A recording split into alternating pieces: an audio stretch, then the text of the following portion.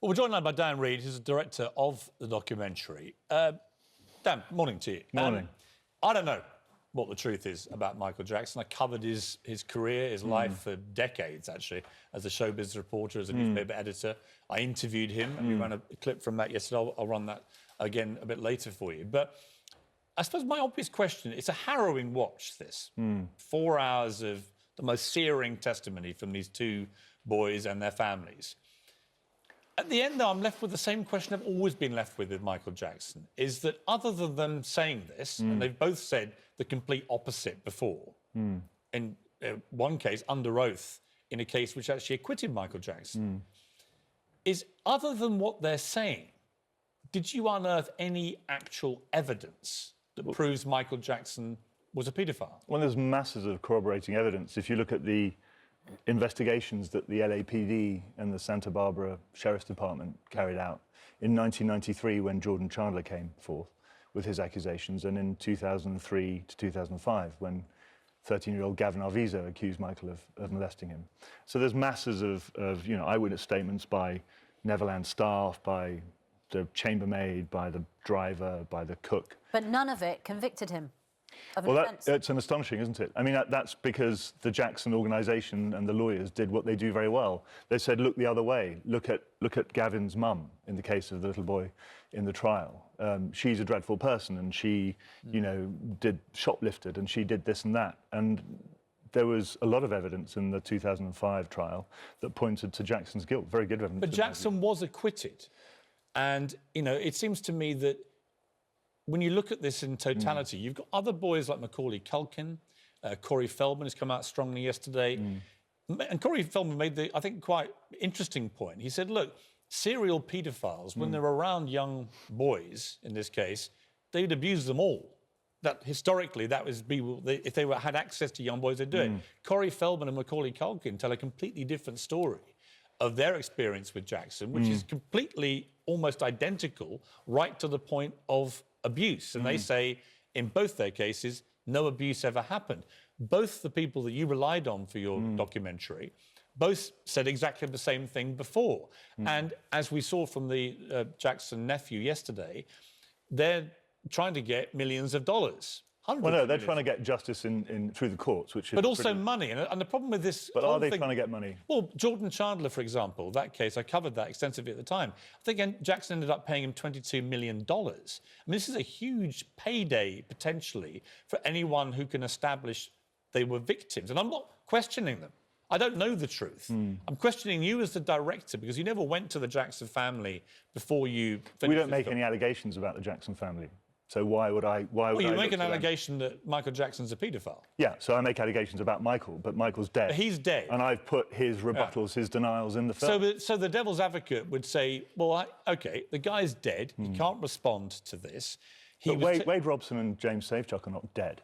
No, but the person you're accusing is. And yet, again, I say, other than all the evidence which was for the court cases in which Jackson was finally acquitted, did you unearth any new hard evidence which says that Michael Jackson's a paedophile? Because right now, his whole reputation is being completely trashed by this documentary. I don't know the answer, I'm just asking. To talk about hard evidence, soiled underwear 20 years later, I'm sorry, that's, in paedophile cases, if this were tried in a court, it would be the evidence of these two very credible witnesses. But it was tried in court, though. Well, the Wade Robson and James Safechuck were never... No, because they were giving evidence in support of Michael Jackson. And that's what's at the heart of this, and that's what people, I hope, will understand by watching this documentary. It's your conviction of Michael Jackson's guilt that I'm fascinated by as a director. This has got huge global attention. It's having a catastrophic effect on Jackson's reputation, on his family, his young kids apparently are having terrible trouble with all this, as you would expect, and so on. So enormous repercussions. Yeah. And at the heart of it, you've got two people who gave evidence to support Jackson and who are suing the Jackson estate for hundreds of millions of dollars, which, always adds a slightly uncomfortable tone to these they're trying to get justice through the courts, which is a regular thing to do. Which is damages. You go to court, Michael, unfortunately, isn't alive, because if he were, I think there'd be a criminal trial. But, you know. Well, So can I- but there was a criminal trial. Not with these two. No, but the thing you have to understand about child sexual abuse is that very often a very strong bond forms between the predator and the child, and that bond can last for many, many years, and that's what's happened in this case. The enormity of the allegations you're making cannot be understated. I mean, you would accept that. And you're basically calling Michael Jackson a serial paedophile. Yes. And my only question is that the emphatic denials from so many other people about this mean that there is a question mark here. And I again, just say to you, are you 100% sure that your word of these two people is enough to justify calling Michael Jackson a serial paedophile? I think the corroborating evidence around their accounts is very strong. I've looked at that. I think if you watch the film and you see how their families have just been devastated by what happened. I mean, what mother would go on television and say, I delivered my little boy into the hands of a predatory paedophile, who I thought was my best friend? And to a certain extent got excommunicated by members of her family afterwards, you know, because she's blamed for that. But I want to ask just a couple of questions. Why these two individuals, and they make compelling witnesses in your documentary, you know, they're incredibly emotional. The detail is extraordinary. And as you say, the effects on the family are palpable. But what is the explanation for why they, in some cases, repeatedly supported Michael Jackson under oath and afterwards? Why do they say that they did that when they did have an opportunity when he was alive to out him as the person that they now say he was? Wade was in love with Michael, and he wanted to do everything he could to save the man that he saw as his father figure, his mentor, and his former sexual partner. Wade, who claims he was abused from the age of 7 to the age of 14. Yeah. So he wanted to save him. He went to court. He was defence witness number 1, and he knocked it out of the park for Michael and he was an important part of getting Michael off those charges. And he was an adult when he did that. And he was, yeah. And those relationships last. I mean, I think the average age. Why do you believe these guys so emphatically? That's what I'm really curious about. Because I'm not saying either way. Why should we not believe them? Well, because I do think there's a real issue right now with this supposition that my truth is the truth. And it's been going on for the last year and a half since the start of Me Too and Time's Up and so on. And we've just seen a case in America of this guy, Jussie Smollett, who was the Empire star, who claimed he'd been the subject of a racist, homophobic attack in the street and by Trump supporters. And it turned out he invented and staged the whole thing, allegedly. Yeah, but what's that got to do with this? Because my point being that everyone rushed to believe my truth in that case, and it turned out the truth was a very different thing. So again, here, this is my truth as told by two people who... and their families. And their families, yeah, I agree. But all of whom, you wouldn't dispute, have a vested potential massive financial interest. That's the estate story. That's Is that not true? You're swallowing the Michael Jackson line, hook, line and sinker. No, I don't have a Michael Jackson line. You are. Is it not true they're trying to This isn't sue? about money. This isn't what the Michael Jackson... So they're not suing for money? Well, they're suing for justice and money. How do you know you've won in a civil suit? What's the so they do penalty? want money, though? What's the penalty in a civil suit? Do they want money?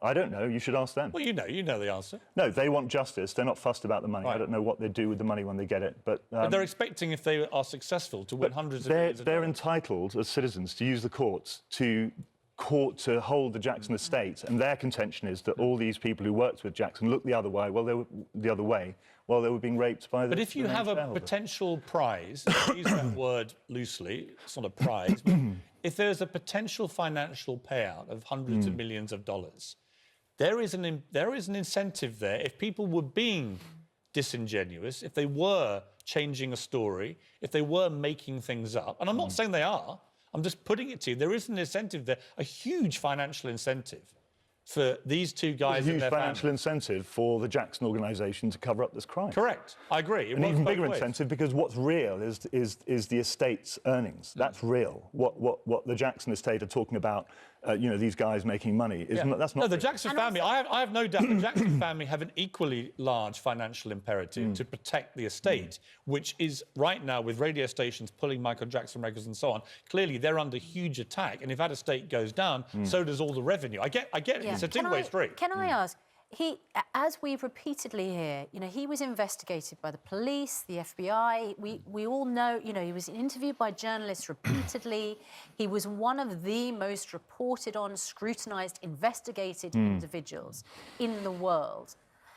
is one person powerful enough that he can hoodwink all of those people and get away with these crimes repeatedly? Well, is he that did. also what I mean, you believe? he did get away with it. What's at issue here is what happened behind closed doors. No one disputes the fact that he slept with little boys.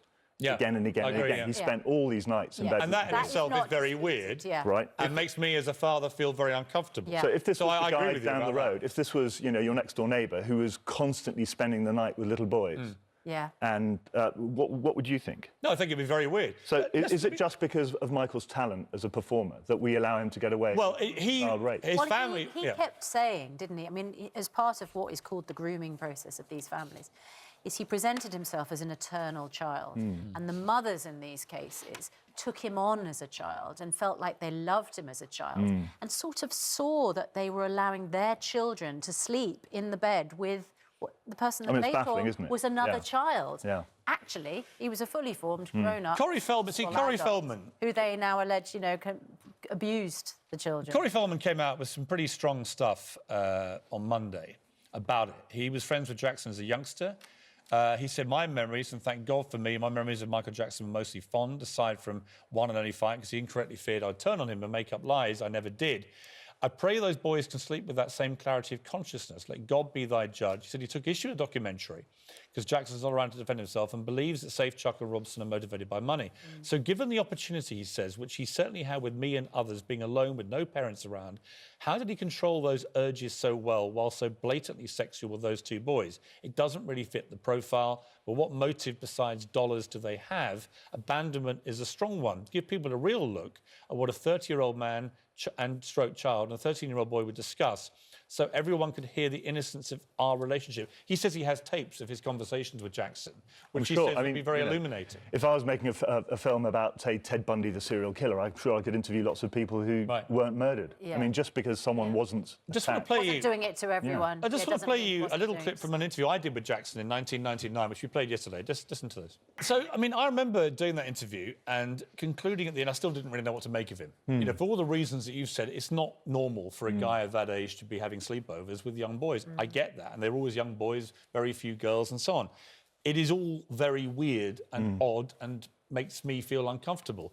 I'm just not certain, as you are, that Jackson was proven to be a paedophile. And I'm just concerned about the credibility of the two people you so wholeheartedly rely on. Yeah. I mean, you know, if this is a case of what happened in the dark behind closed doors, I believe these two young men and their accounts.